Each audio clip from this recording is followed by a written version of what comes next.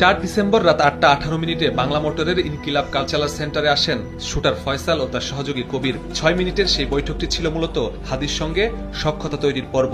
বৈঠকে হাদির সঙ্গে কাজ করার প্রস্তাব দেয় ফয়সাল। 9 ডিসেম্বর রাতে আবারও কালচারাল সেন্টারে আসে ফয়সাল। এবার সঙ্গী কবির নন, আলমগীর। আলোচনা হয় নির্বাচনী প্রচারণার পরিকল্পনা নিয়ে। এরপরই হাদির টিমে ঢুকে পড়েন ফয়সাল। পরদিন সেগুনবাগিচায় প্রচারণায় অংশ নেয় ফয়সাল। ডেন্টিস্টের পরামর্শ নাও নতুন কোলগেট অ্যাক্টিভ সল্ট।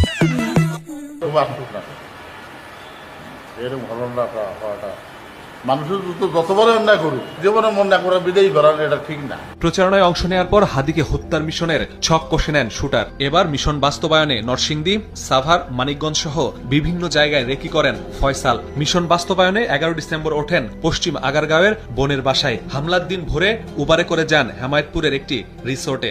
এটি ঢাকার হেমায়েতপুরের গ্রিনজন কটেজের একটি কক্ষ। ওসমান হাদিকে গুলি করার আগে এই কটেজে এসেছিলেন কিলার ফয়সাল এবং তার সহযোগী আলমগীর। সঙ্গে নিয়ে এসেছিলেন তার প্রেমিকাকে। এখানে সর্বপ্রথম ফয়সাল তার প্রেমিকার কাছে শেয়ার করেন যে তিনি ঘটাবেন একটি বড় ঘটনা। কি সেই বড় ঘটনা প্রশ্ন করলে ফয়সাল উত্তর দিয়েছিলেন তিনি হাদিকে গুলিবর্ষণ করবেন, এবং হয়েছিল তাই।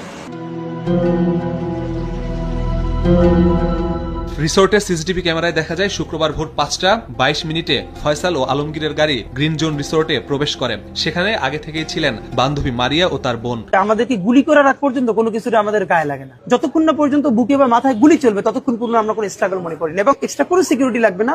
হাদির এই ভিডিও বান্ধবীকে দেখিয়ে হাদির মাথায় গুলির পরিকল্পনার কথা জানান ফয়সাল। বলেন এই ঘটনায় সারা দেশে শুরু হবে আলোড়ন, তাই তার সঙ্গে যোগাযোগ বন্ধের নির্দেশ দেন ফয়সাল। আবার উনি রুম দিয়ে কয়েক ঘন্টা থাকে, আবার ওরা চলে গেছে। সকাল 8:54 রিসোর্ট থেকে বান্ধবী সহ বেরিয়ে আসেন ফয়সাল। বাইরে গাড়ি নিয়ে অপেক্ষায় ছিলেন আলমগীর। উবারের সে গাড়ি ফয়সালকে বোনের বাসায় নামিয়ে বান্ধবীকে নিয়ে যায় বাড্ডায়। সকাল 11:10 আগারগাঁওয়ের বাসা থেকে মোটরসাইকেলে বেরিয়ে আসেন ফয়সাল ও আলমগীর। চলে যান হাদির সেগুনবাগিচার প্রচারণায়। সকাল 11:15 দিকে সেগুনবাগিচায় পৌঁছায় ফয়সাল। প্রচারণা শেষে 12:22 রওনা করে মতিঝিলের উদ্দেশ্যে। মতিঝিলের জামিয়া দারুল উলুম মসজিদে পৌঁছানোর আগ পর্যন্ত হাদির অটোরিকশা ফলো করতে থাকে শুটাররা। 12:50 মসজিদের সামনে পৌঁছায় হাদিকে বহন করা রিকশা। আলমগীর বাইক পার্ক করে দুজন নেমে পড়ে প্রচারণায়। মতিঝিলের জামিয়া দারুল উলুম মসজিদ মাদ্রাসা, এই মসজিদেই শুক্রবার নামাজ পড়তে এসেছিলেন ওসমান হাদি।